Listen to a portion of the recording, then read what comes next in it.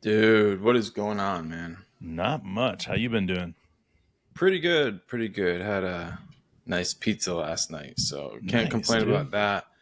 Um, let's see. What do we got, dude? We Dude, got we dude, got, all right, stop. I got a question for you. don't do it. No. I got a question for you now. Our buddy Jay Shout likes out, to Jay. call out our shit. We like to shout out for Jay. We love you, Jay. The asshole of our existence. But Mark, had some words that you had for Jay. You want to go and share that with the crowd? No. I'm glad Jay brought up this conversation, and I just before we get into it, well, first of all, the conversation we need to talk about is can we really average all the points per game that we think? And I appreciate it, but just for the record, Jay, if you want us to talk about some things, don't be a dick, and then it'll be easier. Next time, if you're a dick, Jay, then we're just gonna ignore even the nice things you say. Okay? All right. So, I want to say this. Jay's been there for a while. Jay has a very dominant way with his words. all So right. we appreciate the way that Jay So flows. let's So do this. I went through this in my head. yeah. Actually, I think I might have wrote it on my phone. I didn't need to, but let's go points per game because there's a couple of caveats we need to make about this. But like load management and things like that could open up opportunities for like us to have a higher average of points per game, like individuals, than Okay. like as a team. You would come back and break it down as far as the starters. Okay. If the load management takes an interesting turn for the really young players like Chet, right? He might play. We've talked about it. 55 games Okay. average, a little bit higher in elements, but then it doesn't necessarily impact the team's overall average as much as it would if he played 82. All right. So First things first, bro. How many points did we score last year? We scored 117.1 or zero point 0.3 points per game last year. Okay. all And right, then we look at that and we say, what can we improve? I think that was like the fourth in the league or fifth in the league as far as points per game. What can we improve on? let's see. Now Can you're we gonna get make called this out. 3, 4, 5 more points a game? So here, let's talk about averages, right? Shea's 30, right? I mean, it could be Listen, 28, but I got it's a question 30. though. Let's just put them in groups. Can we just put them in groups? No, stick with me. All right, go The, for it. the starters, right? Shea's at 30. We're thinking Jdub can put up 20. Am I wrong? No, I think you can do something like that. Yep. Okay. Josh can put up 15. And Dort, like it or not, Dave, I'm giving him 12. Now, on top of that, we got to include Chet. And I'm putting Chet right at 15. Okay. Now, that's 92 points Starters. for the starters. All right. Now, and we're What I thinking the had, bench can average 40. sure. So that's 132. I think 132 is impossible. Okay. So that's where you look at a player like Chet. Can he average 15? Can Okay, Josh so average 15? like you look at Josh, Chet, and Dort. I think between those guys, I think you're right. 40 points between those guys is right on the money. I think that is something that you can look at and circle and say that's legitimately something between the four of them. One player has more points, one player has less points. Josh has 20 points, and Dort and Chet have 10. I could see something like that. Just rotate who scores there. Jdub and Shea, right? To me, those two are premier scores. You think Those they are can the get 50 between the two of them? I think 50 to 55 depends on what the bench does. I think it's all about what that bench does. If we need these starters to put out more points, then J Dub and Shea are who we're going to lean on. So between 50 and 55, I think those guys have it. Our bench, then, I think we have to look at it like this: is that when you break up the bench, is you're like, oh, this guy could average this player. This most of our bench players, right? There's probably 3 to 5 bench players. What's That's up, it. Corey? 3 to 5 bench players, Mark, that are going to average significant minutes. When I say significant minutes, they're going to be in the top tier. Okay. So you look at that and you're saying, okay, what do these guys be able to put out? Can they put up 25 points a game? Yes. And then you look at the other guys that are going to get playing time that are going to be sprinkled in there. You know what I'm saying? Because not every one of these guys are going to be able to play 60 games of our bench. There's only going to be 3 to 4 guys that are going to play 60, 65 games off our bench. The rest of them are just the sprinkled guys that are going to be thrown in there at 50 games. You look at Jay Will.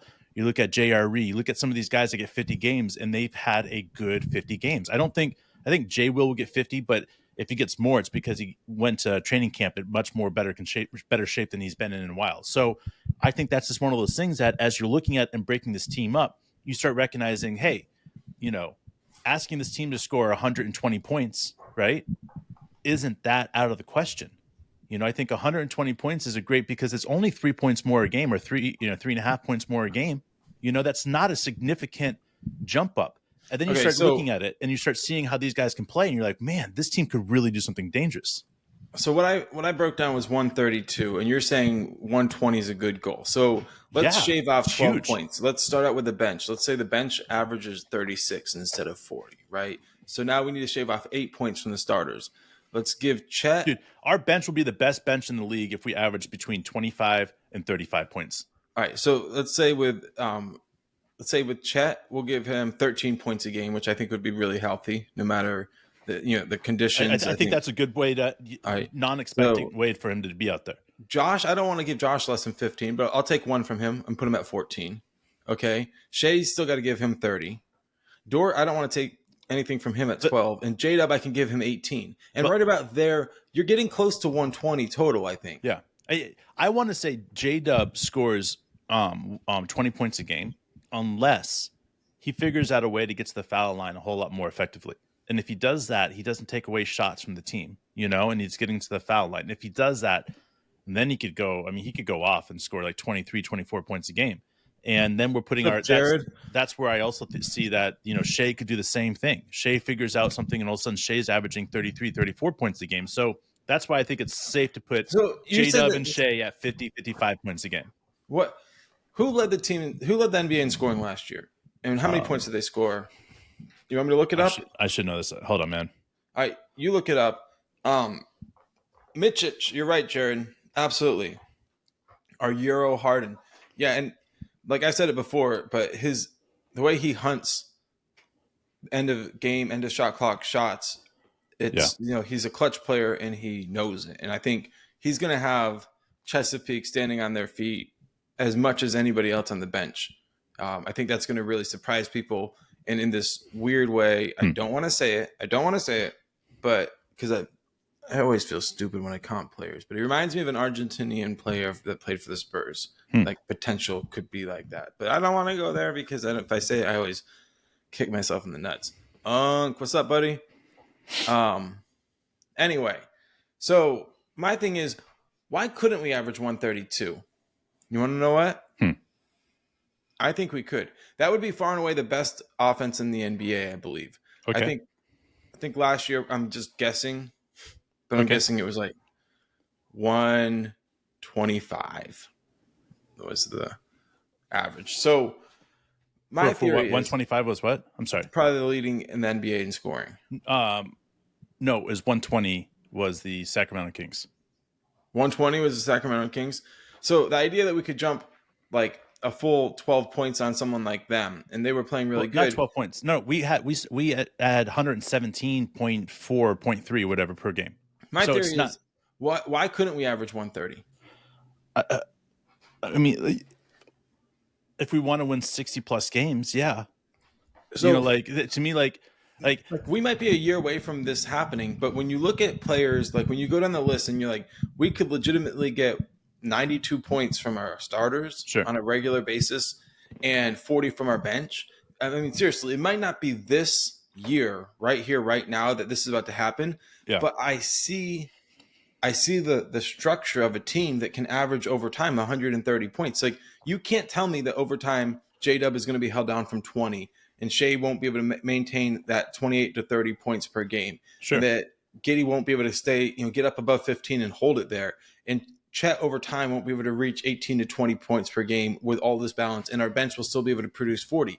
I know that it seems so far out, and that's what really inspired this whole conversation and why Jay brought it up. It's like you guys you're not really doing math when you say this player can average this, and this player can average this, and this player can average this. You're just kind of like shooting the shit, which is true. We don't necessarily sit around and say like, how can we break up these 125 points or 120 points per game if we look at it more like, what can this guy do? Sure. And I look at Jdub and I say, there's no doubt to me that he's a 20-point player per game in our system. Sure. Is it this year? I don't really give a fuck. If he goes 18 this year and then 21 next year, like to me, it's a trajectory that matters. But I see that potential. All right. So let's just say, devil's advocate here. So we have Dort and Jdub. One of those two guys I feel like are going to definitely have a huge jump up this year.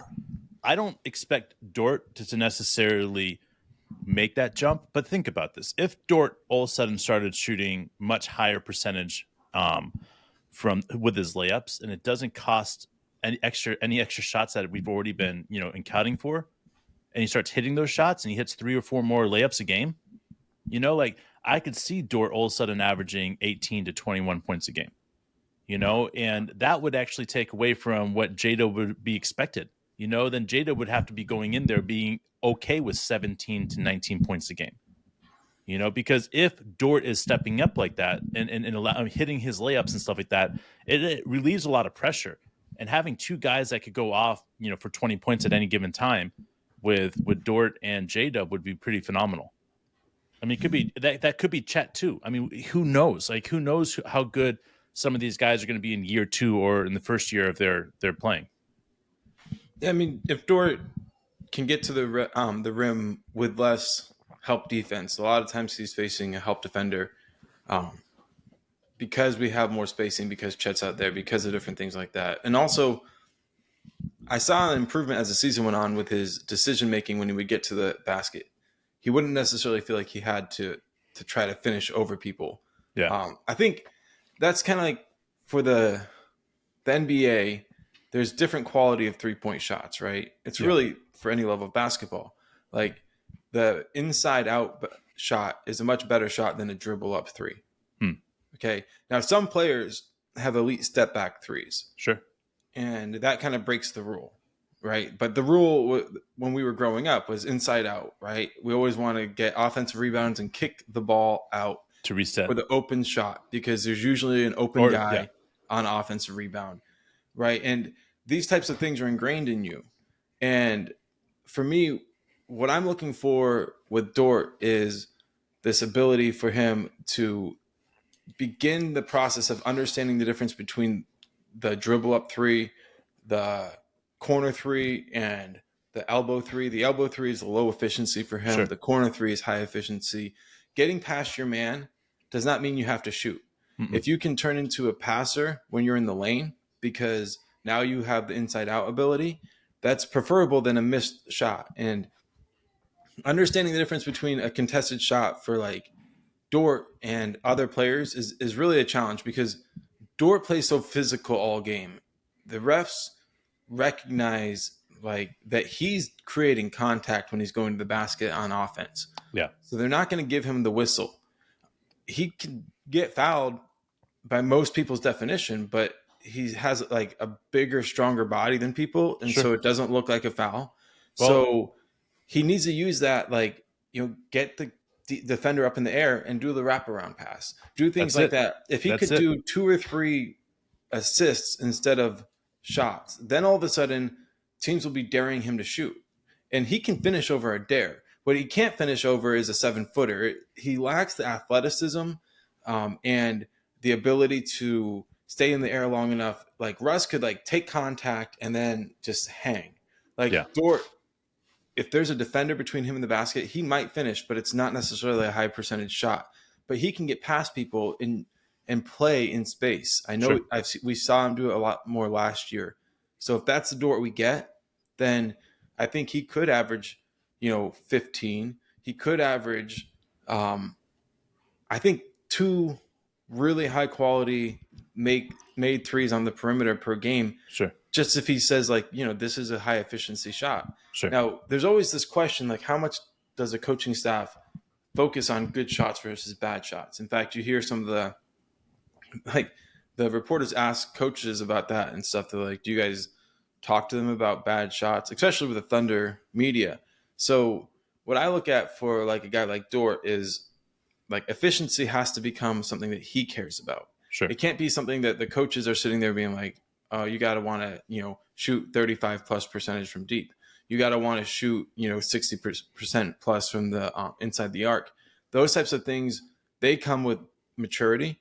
And I do believe that the structure's there for him. I think with Chet is a leader. Chet is a leader by being a follower, right? He puts his arms around everybody and he says, we're going to do this together. But that's going to suck up a lot of shots that Dort's been kind of taking up. Last year, Jdub sucked up a lot of them. His average, wasn't the same. He was missing out on a lot of the offense that was available to him. It's going to happen again. Can he handle it without necessarily having a dip in offensive production? That comes down to efficiency. That's up to him to figure out. Efficiency is king, especially with Jdub. So I look at all these other players right now, and I say, out of all the players that we have, if we're going to average 122 points a game, it comes down to Dort. Can Dort figure out how to either he has 3 to 4 shots a game that he misses that I would consider not easy shots because of the contact, but if he figures out a way to convert that, or figures out a way that he did this last year at the end of the season where he did that wraparound pass or he did the bounce pass as he got past his defender. So if Dort gets an extra 2 to 3 assists a game, or let's just say 2 assists a game, and he gets an extra bucket a game because he's more efficient out there, then yeah, we have an incredible opportunity to average 122 plus points a game. But it comes down to my opinion in Dort at this point because he takes a lot of shots, and there's sometimes the shots are like, whoa, what? But this is not me picking on Dort. This is me just making an observation about some of Dort's shots. And I look at across the NBA, there's a lot of players that you look at their shot selection and you're like, if that player figured out a way to take 2 to 4 of those shots a game out and they became more efficient, how good of a player could that player be? And I think it starts with Dort right there. If we want to see a phenomenal increase in points this next season, I got to see Dort be more efficient because we know that Shea can do that. We know Jdub can do that. We know Chet can do that. We know Josh Giddey can do that. So for me, the one person that needs to step up the efficiency aspect is definitely Dort. Now, there's this I don't want to call it slander, but there's this consensus opinion going around about Josh that What's up, Keelan? What's up, Unc? About that maybe we're in a spot where he's going to take a step back offensively. And I want to say this definitively. That is not something that anybody in the Thunder organization is encouraging him to do. Okay? His offensive game opens up his passing game. If he turns into a fucking Rondo out there, guys, it's not good. It's not good for anybody on the team. It's bad for Shea. Sure. It's bad for Chet. It's bad for Jdub. All of their development gets hampered if Giddey gets afraid to shoot. Yeah. God forbid we end up with a player like Ben Simmons who gets so afraid to shoot that people end up strategizing against it. So for me, a big part of the whole team's development is Josh not taking a step back offensively. Sure. I want to see him continue to turn into a killer. I think so often, right? You see this happen in like the NCAA tournament, right? Players come out and they just boom. Like we didn't necessarily know who they were, and they might have had a good solid season, but all of a sudden when it's winning time, they demonstrate a different level of a winning ability. And once they do that, scouts really take them seriously. And then the question is, can they play 82 games at the level that they were playing for the tournament? And some players can. Some players come out and have a great tournament and then end up having great NBA careers. That's right. So what I want to see next is this team just figure out how do we give everybody the opportunities they need. And most people look at opportunities and they think it comes down to shots. Shots are opportunities. But the reality is when I look at this, I think minutes are opportunities. And that goes back to what we were saying at the beginning. We have to have strategic times where players are sitting, right? Like we call them load management, rest. If we can balance all of those things, then the 75 games that Giddey plays, I'd like to see him average shooting 4 threes a game. Sure. I really would. I would love to see him get to the hole and continue to play the way that we saw him play against Minnesota. And the way that I think more importantly against the Pelicans, we saw him put up 30 plus. My point about Giddey in that Pelicans game is some players, it takes elite competition to bring out their best. And once their best is out, then they go back and they go, how can I make that my average? You know, and you bring up really good points. And, you know, something that we said yesterday that we got a lot of flack from was that Shea is the best guard in the league. A lot of people are like, no. And I want to say, like, I know we got some weirdos out there listening to us. I just want to say this, though. When I say, like, I make statements like this, it's not like I'm not going and looking at the stats and looking at the projections and looking at the next 5, 6, 7, 10 years projection, all that other stuff, right? I went back before I made the statement, and the biggest information I got was 49 points were given to the guards besides Shea in MVP votings. 49 points. You know how many points that Shea got? I hope you tell me. How many? 46. So Shea got 40. Okay, if you combine them, right, and you're adding that, it was like what? 97, whatever, right? Out of the 97 points, if I did my math right. What's up, man? Like, think about that, man. Like, Shea almost got 50% of those votes, of guard votes. That's what's insane to me. Is that anybody that says that no, Shea's not a MVP and he's not the best guard in the league. Well, he's good enough where the experts have all voted on him, saying that he is the best guard in the league. On a team that nobody watches. Yeah, and then you look at, on top of that, you look at the NBA All NBA team voting. He led the All NBA team voting from the professionals yet again for guards. So for me, say what you guys want, that he's not the best guard in the league, and I understand because he's not your player, or he is your player, and you think I'm just being a homer. But the reality is that who would you trade for? Would you trade Shea for Luka? I wouldn't. Hell no, I wouldn't. Not even close. Would you trade Shea for Devin Booker? Hell no. Would you trade Shea for? Throw a guard out there. It doesn't matter. It doesn't matter. If you play a 1 or a 2, I wouldn't trade Shea for any of them out there, because to me, Shea fits exactly what we're trying to do, and that's it. Shea, in my opinion, is the best guard in the league because he's in the best system for what he is doing. And he is going to be an MVP. And I do think that this year is going to get a shit ton of votes. And he's going to be, again, the highest voting guard that people vote for. You got to get one when you can. Because I think Kobe got 1, right? Like, just because some players out there got 6 or some players got 2 that maybe weren't as good as other people, you know, it doesn't mean everybody gets 2. Russ got 1. KD got 1. Like, to me, this year is it's really important that Shea wins it. Like, I felt like we started talking about it last year. I was like, we need to be the advocates for Shea's MVP candidacy last year. Yes. Last year it was so important because you don't go from 0 votes to winning it in the NBA. You gotta like. We're going to, of course, go for Shea. We're going to tell everybody Shea love. We're like, look, we made the case for Shea early. We made it often. And now we're looking at it and we're saying it's very important that he wins it this year, because this year's the year that nobody has expectations. If they can come out and say, like, look, God forbid I say something and then it doesn't happen, but 58 wins and everybody's like, this team won, you know, boom, boom, boom. We got to give it to the best player on this team. And Shea wins it. He may not ever win another one, even if he's the best player in the league. I know. It's crazy, 5 years in a row. It's crazy. It's how many does LeBron have? I think he's got like 4 or 5. 4. 4? Like, yeah, but he's came in second so many times. It's not even funny. Think about it. 20 years of playing, like, where he's at the top, and they only thought fit to give it to him 4 times. Like, these guys they know what they're doing, but there's so much like, they talk about voter fatigue. They talk about all these crazy different seasons, though, man. Yeah. If you think about it, like, KD should have had another MVP, but what was it? Steph went off and had one of those insane 3-point seasons, or was it Russ that went off? I forget. Anyways, the point is that there's been times that, like, we've seen in our lifetime that it's like, wow, that guy should have won a 2nd or 3rd or, you know, even a 5th MVP, but you have a player that goes out and it's like, holy shit, that what he did was spectacular. Triple-double, you know, like.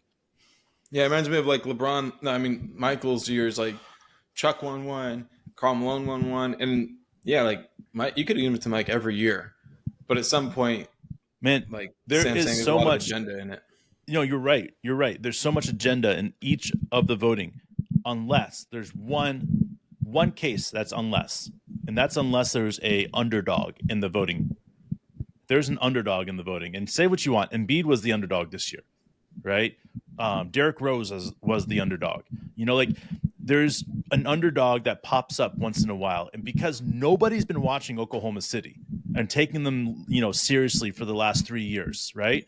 Because of that, like when all of a sudden Shea starts doing crazy things, and we're like, yeah, we told you, right? And he's dropping 50 and back to back to back nights and stuff like that, and everybody's like, holy shit! Like we're all like, yeah, we told you guys, because like, I mean, like that's happening this year. Shea's going to be doing things that we're only going to be talking about for generations to come because that's what he's been building up to. And if you take anything from Shea, he's not content with being the same old player that he was the year before. He comes out with fire. He comes out with passion. I mean, I think about the dedication that he shows every single offseason, his food routine, the way he's always at the gym when he needs to be at the gym. Like everything Shea does lines up to being what we considered that Kobe mentality. You got it, you don't, man. I was thinking about it, bro. Like thinking about the previous life cycle of the Thunder teams, the early 2010s and stuff. What will our podcast become as all of a sudden everybody else jumps on the bandwagon, and we saw Sure. like I would say from 2010 through 2016, the peak of like Thunder bandwagon fandom, Sure. right? And like all of a sudden everybody's expectations are high. Shea wins an MVP, we get to the conference finals. Now everybody's thinking we're going to go to the finals, and then they get carried away. And we've been sitting here kind of being like think about the expectations and how Sure. good we could be if things go well. But at that point, I think we're going to shift. I think we're going to be like, guys, calm down. Like you don't need to win every year. You need to be one of those teams that get yourself a chance, get into the conference finals every year, give yourself a chance, be the Final Four year after year, and you have a chance, right? And that's it, man. I think that's going to be kind of like a progression. Like I think a lot of people will think, oh, well, Mark and Dave got everybody all fired up about the possibilities. Now they want to take it to another level. But what we're going to do instead is we're going to be like, yo, everybody, let's hold Chill. expectations. And maybe it seems like we're creating unreasonable expectations when we talk about, all these players and all this stuff. But the reality is we're not trying to create expectations. But what we're trying to say is like, dude, look at the possibilities. This might happen. And if it happens, right, what does that mean? And what if that means we're about to win a championship and nobody knows it? Check this out, man. What did we win? 26, 27 What's games up, when we got the second pick? 26, 27. I forget what it was. But anyways, we got 13 plus wins more last season, the season before, right? That's where I come up with this whole 13 idea. This team, I believe, can get 13 plus more wins. Like just as simple as that. Like if we look at the progression, because if we go in a middle of the line season and we have everybody healthy and nobody else, we win 42, 43 games. That's a fucking failure for this team. Why? Because there needs to be improvements that are significant every single year. And if the improvements are happening and we're averaging 120 plus points a game, right? And doing what we're saying this team is going to do, and Shea's putting up insane numbers like he's going to do, and our bench is being one of the best benches in the last 15 years like we think they can do, then all of a sudden we're looking at 53 and we're saying that that's completely doable. Why is it important for us to keep on saying that to everybody here? Is because everybody else is saying 43, 47, 48, and that's great. And if we get to 48 or 49 wins, that's a win, right? But the reality is that the improvement that this team has done this offseason is way more than just a 4 to 6 game improvement for this next season. Like even Chet himself, you insert Chet into any team in the league right there, and that's a 3 to 4 game better team immediately. And then you add in all the other guys that are getting better, and Jdub, what he's going to do, and Shea, what he's going to do, and Dort and Josh Giddey. I mean, then all of a sudden you look at J. Will, then all of a sudden you're like Isaiah Joe and Mischich, and boom. Amen. Preach it. They're like, what else do you guys want? Like, this is it, man. Shit, brother. This is the year that we've all been waiting for. And now for me, like, I just want everybody to know that. Like as much as people will throw rocks at us and throw stones at us for saying, like, you guys are crazy for saying Homer stuff. But get this. We said this last year that the Thunder were going to win 40 games. People thought we were homering. We thought that Shea was going to be in the top 3 MVP votings for last year. People thought we were crazy. Right? Top 5, so I guess we were a little bit crazy. But we go, we start talking about stuff like this, and all of a sudden, like, people have been telling us we're crazy for so long, it doesn't matter to us anymore because we've been able to watch this team get better and better and better. And it's the expectations that we're coming with are the same expectations that they're probably having inside of the organization. And it's not like it's that crazy for us to be like, this team could win 13 more games than they won last year. And Shea, if we win 13 more games, that means that Shea should automatically be a top MVP candidate. And if that's the case, and we're averaging 120 points a game, then where's the other points coming from? Well, that makes it sense. Jdub, our bench, then it starts coming into context of exactly how good this team could be. Dude, we are crazy. And that's why when people come at us and they're like, you're homers, da da da da, we're like, dude, fuck yeah, we're homers. We like one fucking NBA team. Fuck the rest, man. Fuck the rest of the NBA. One team. Like, yeah. And we're so used to being the only people who, like, have thought that this team was about to arrive that, like, when people come tell us that, like, that, oh, we're wrong, like, J-Dub's not as good as we think, or Shea's not really as good as we think, we just kind of, like, take it, like, just mental note, be like, okay, the rest of the world still wasn't ready for it on August 3rd, 2023. Yeah. They're sneaking up on everybody. So get the fuck ready. Boom. Because this is the year we've been waiting for, bro. Hit that end button. Let's end this fucker. We love you guys. We'll see you next time.